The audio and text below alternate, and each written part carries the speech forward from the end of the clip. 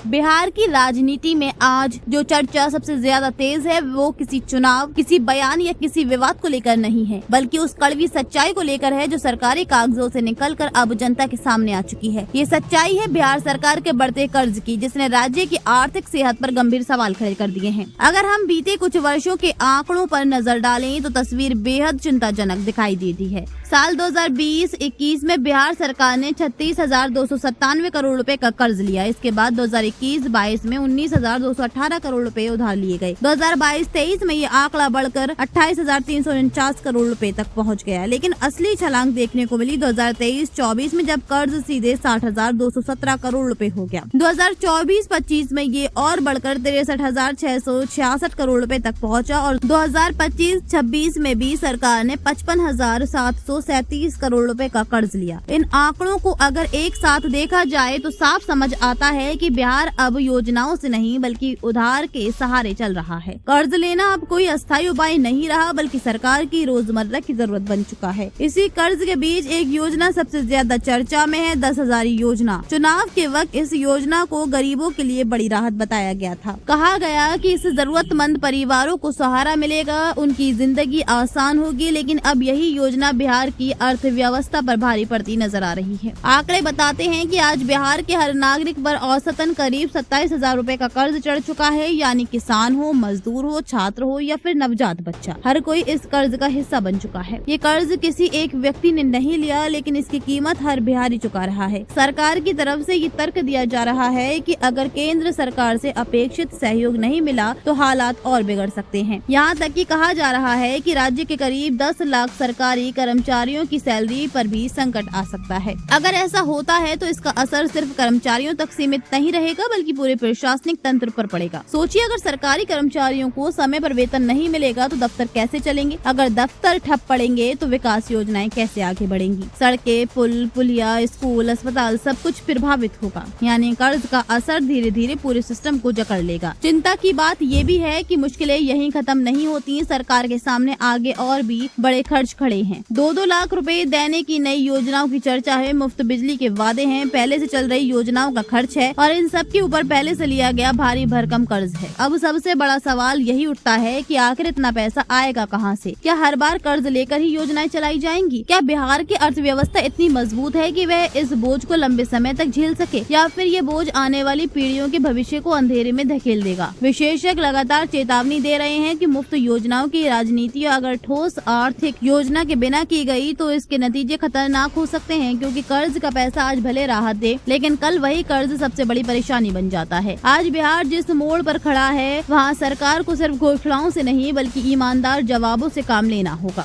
जनता ये जानना चाहती है कि विकास का ये मॉडल कितना टिकाऊ है। जनता ये जानना चाहती है कि जिन योजनाओं का फायदा आज मिल रहा है उनकी कीमत कल कौन चुकाएगा। ये सिर्फ आंकड़ों की बहस नहीं है, ये बिहार के भविष्य की बहस है। ये उस पीढ़ी की चिंता है जो आने वाले सालों में इस राज्य को संभालेगी, क्योंकि आज लिया गया हर कर्ज कल एक जिम्मेदारी बनकर सामने आएगा। अब सवाल यही है, क्या बिहार इस रास्ते पर आगे बढ़ेगा या वक्त रहते दिशा बदलेगा? फैसला सरकार को भी करना है और जनता को भी। अब जवाब चाहिए, क्योंकि सवाल बिहार का है। ब्यूरो रिपोर्ट, अपना पब्लिक न्यूज।